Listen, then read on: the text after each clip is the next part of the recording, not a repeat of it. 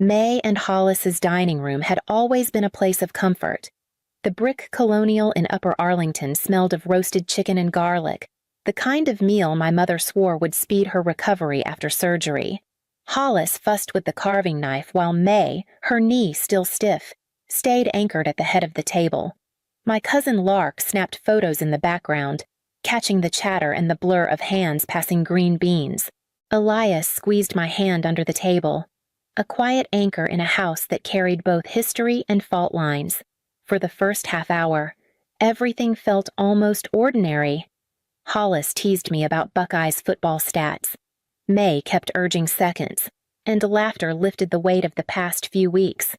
I thought maybe, for once, dinner would be just dinner. Then Cormac pushed back his chair. The scrape on the hardwood sliced through the conversation. He was standing, tall and deliberate, eyes fixed on me. "You stole my wallet," he said, his voice sharp enough to silence the room. At first, I thought he was joking. The room stilled, forks paused in midair, before I could even form words. He bent toward the canvas tote resting by my chair, plunged his hand inside, and pulled out his black leather wallet like a magician with a trick. He held it high, triumphant, as though the performance itself proved the crime. Gasps circled the table. Hollis froze with the carving knife. May's lips parted, but no sound came out. I felt every gaze pressing on me, the sting of suspicion before I'd even spoken. "I didn't take anything," I said, the words catching in my throat. But Cormac only sneered, shaking the wallet as though it were a gavel. My cheeks burned, my stomach lurched.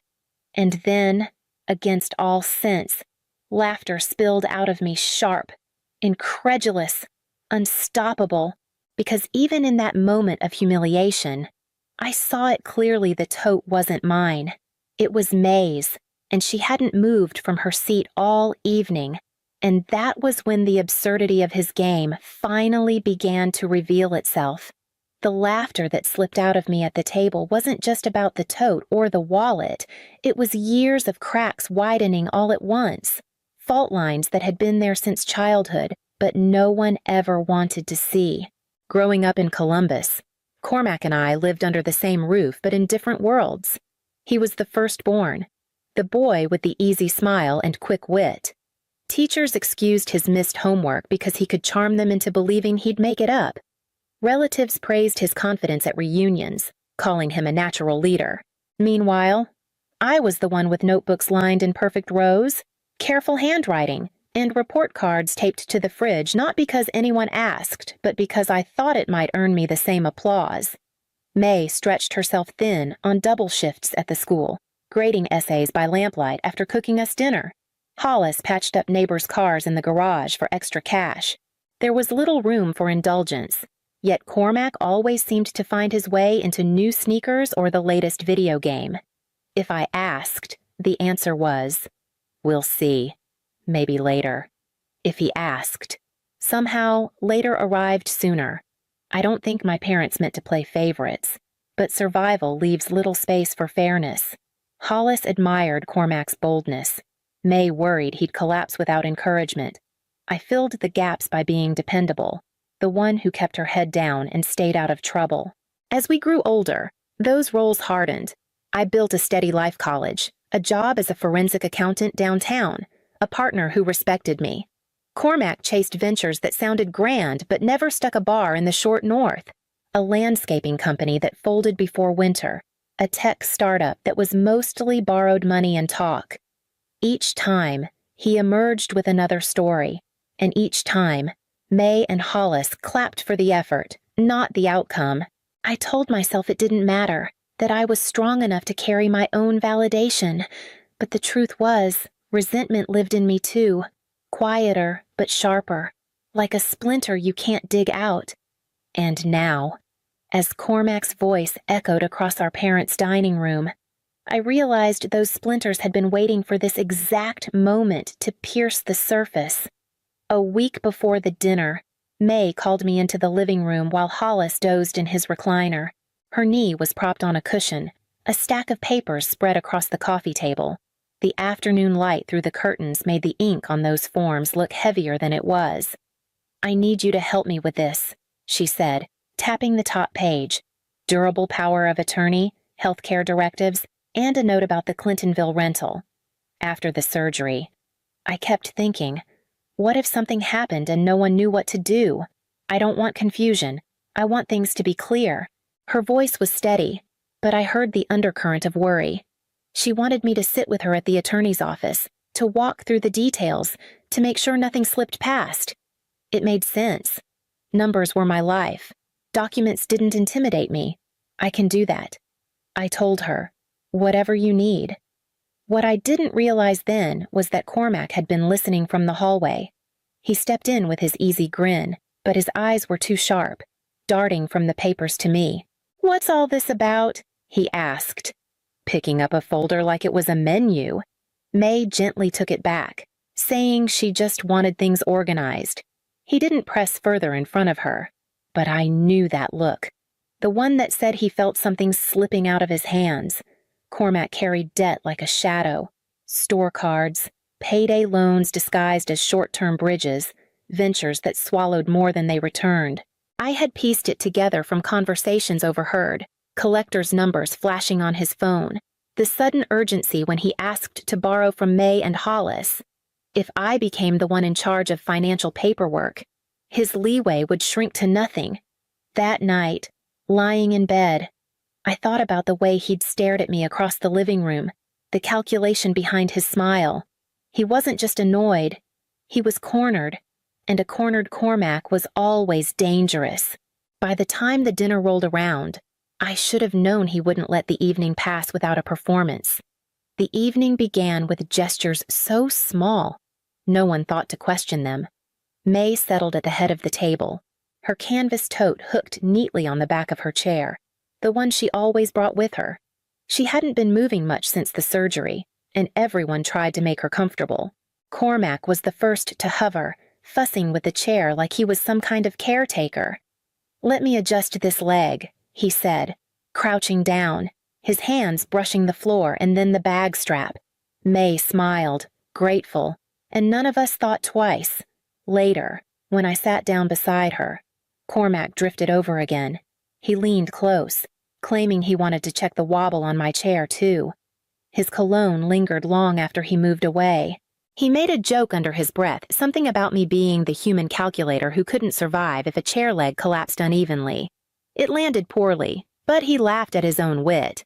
Hollis cut him off with a proud mention of my work downtown, how the company trusted me to keep their books clean. For a second, I caught the flicker in Cormac's eyes, something sharp beneath his smile. Elias reached for my hand under the table, grounding me, while Cormac kept flitting from one person to another, pouring water, cracking jokes, playing the attentive son. He was weaving himself into the night like thread, never still, always visible. In the background, Lark was snapping away on her phone. She'd taken to photographing everything at family gatherings. Not posed shots, but candid frames. The little moments, she said, told the truth better than any portrait. No one minded. It was just Lark, her camera an extension of her presence. By the time Hollis carved the chicken and May passed the green beans, the room was warm with routine. We laughed about Buckeye football, traded memories of May's peach cobbler, teased Elias about still learning the family's inside jokes. Nothing about the evening seemed unusual, nothing to make us wary. But looking back, I can see it the way Cormac's movements weren't kindness, but calculation. Every step rehearsed to set the stage for what came next. The scrape of Cormac's chair against the hardwood was so sudden it sliced through the rhythm of dinner. A moment earlier, Hollis had been telling one of his familiar garage stories. May had laughed softly at his punchline, and Elias had just reached for the breadbasket. Then silence swallowed everything except the groan of the chair legs and the heavy thud of Cormac rising. "You stole my wallet," he said. The words fell sharp, rehearsed. His eyes locked on me with a certainty that made the entire table pause. Before I could answer, he moved with a kind of performance, bending toward the canvas tote that hung from the back of May's chair. His hand slipped inside, fingers groping for only a second before pulling free a black leather wallet. He raised it high as though it were a trophy, his face lit with false triumph. "See? It was right here." The sound that followed was not one gasp, but a dozen small ones overlapping May's fork clattering against porcelain, Hollis's knife resting mid-carve, Lark's camera lowering with a snap of instinct. My cheeks burned under the collective weight of every gaze. Elias's hand twitched beside mine, but I didn't take it. My eyes were fixed on the tote, my mind running faster than my pulse. It wasn't my bag. May had carried it in herself, struggling with her cane in one hand and the strap in the other. I'd even offered to help, but she insisted she could manage. From the moment she sat down, that tote hadn't shifted an inch. Her knee was too stiff, her body too still. She hadn't touched it since. The absurdity of it all hit me then, not just the accusation, but the sheer arrogance of thinking it would stick. A laugh burst out of me, sharp and uncontained. It startled even me, but once it began, I couldn't pull it back. It wasn't cruel. It was clarity breaking through panic like sunlight. "Interesting," I said finally, my voice calmer than I expected. "Tell me, Cormac, when exactly did I bring a tote to this dinner, or when did May stand and move hers?" The words landed like stones on still water, rippling outward.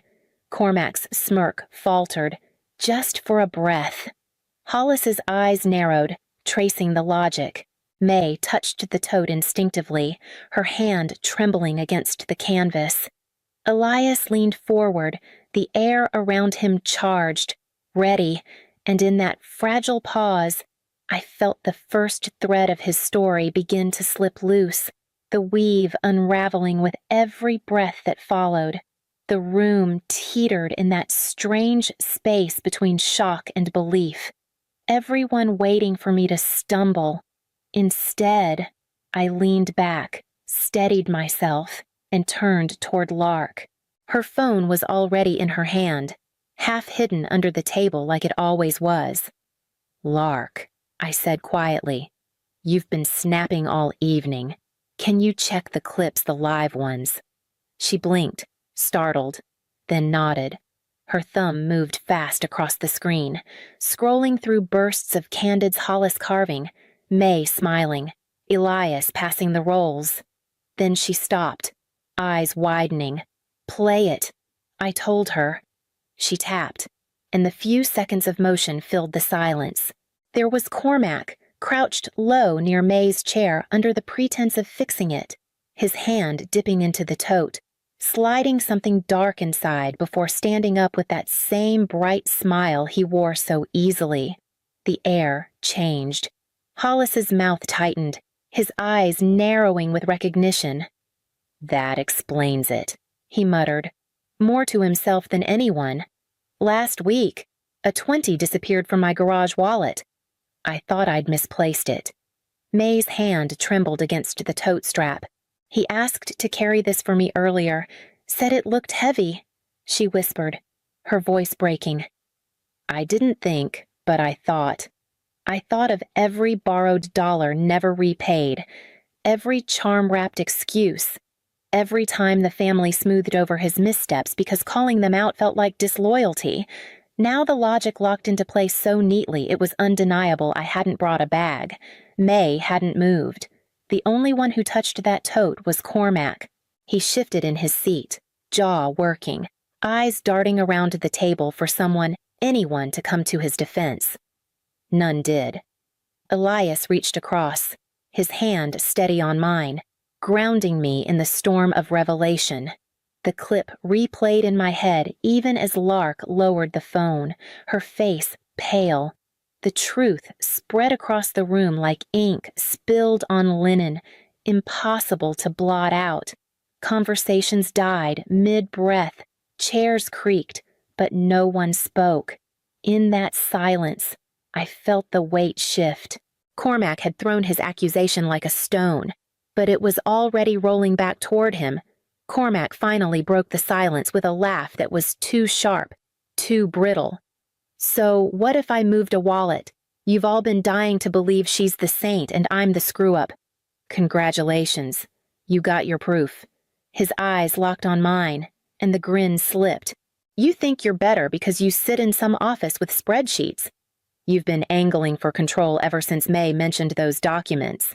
Durable power of attorney, transfer deeds, health directives. You'd love to have everything running through you."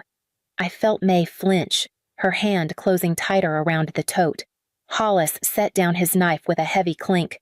Cormac kept going, his voice rising. "If she's the one in charge, then what's left for me? Nothing. Just the brother who couldn't measure up. And don't pretend you didn't know if she gets those papers signed. Every mistake I've ever made will be written in ink." Hollis's face sagged with something between shame and fatigue. "I co-signed one of his loans years ago," he admitted quietly. "Thought it was a chance for him to stand on his own. It went bad. I've been carrying the weight since." May drew in a breath, her voice steadier than I expected. "That's exactly why the papers need to be signed. We can't afford more chaos, but there will be safeguards this time. No one will carry debts that don't belong to them." Cormac's bravado slipped, his shoulders sinking. For a flicker, the mask cracked no arrogance, just a man exposed. He opened his mouth, but no excuses came. Only silence stretched between us, heavy as the truth that finally lay bare. I sat back, watching him crumble under the weight of it, and I knew the next step would change not just dinner, but the shape of our family itself. Hollis was the first to speak, his voice low but steady. "This ends tonight. No more hidden debts. No more pretending. You'll repay what you owe. Cormac, every dollar, even if it takes years. But you'll never again have access to our accounts." May nodded, her hand on the tote like a seal of finality. "And the documents will be signed. Rowena will be our primary for health decisions. Financial powers will be overseen with safeguards. We need stability, not charm." Cormac's face tightened, a flash of anger sparking in his eyes. But the usual smooth words didn't come. His mouth opened, then shut again, like he was searching for a script he hadn't prepared. I leaned forward, keeping my voice calm. "I've never wanted to replace you, Cormac. I only wanted honesty. I love my brother, but I can't carry your lies anymore. They're too heavy, and they were never mine to bear." He recoiled as if the words were a blow, his pride stinging more than any accusation. The room held its breath. Then, with a violent scrape of wood on floor, he pushed back his chair and stood. "You'll regret this," he muttered, though the conviction in his voice was already fading. He grabbed his jacket, the wallet clutched tight, and stormed toward the door. The slam echoed through the house, rattling the glasses on the sideboard. For a moment, no one moved. Then May exhaled, her shoulders sagging as if she'd set down a burden she'd carried for years. Hollis rubbed his forehead, the lines of worry cut deeper. But there was relief, too. Elias's hand found mine under the table, steady as ever. The air felt different without Cormac in the room lighter, if only for a breath. And in that breath, I knew the ground beneath our family had shifted for good. Weeks passed before the tension in my chest loosened. May spent her mornings at Riverside Methodist, learning to climb stairs again with a therapist at her side, her determination as steady as the nurse guiding her. I visited between work meetings, sometimes catching Hollis in the waiting room with his crossword, his quiet presence a reminder that even storms leave room for ordinary life. In the evenings, I walked the Chiato Mile, the river cutting through downtown like a dark ribbon. The skyline glittered against the water, and for the first time in months, I could breathe without bracing for the next crisis. The paperwork was complete, every document signed, notarized, and filed with neutral oversight. No hidden hands, no whispered promises. Transparency became the new language of our family, and it felt cleaner than anything we'd known before. Cormac's name still lit up my phone now and then. At first, his messages dripped with defensiveness, blaming me, calling me self-righteous. Then they softened into half-hearted apologies, followed by silence. I didn't block him. I let the space remain, firm in my boundary but unwilling to close the door forever. Love, I realized, could coexist with distance. Sundays became lighter. Around the old table in Upper Arlington, May passed stew bowls with a smile. Hollis cracked jokes about his crossword failures, and Lark's camera clicked as naturally as her laugh. Elias leaned in beside me, his arm brushing mine. Both of us part of something steadier than before. The absence of Cormac's voice, sharp and restless, was noticeable, but it left room for other voices to grow louder, ones that carried warmth instead of accusation. As the meal ended, I felt the weight of what we'd survived settle into something else entirely, not inheritance in the form of property or money, but in the dignity of choosing clarity over illusion. It was a legacy built not on what was left to us, but on what we finally refused to carry.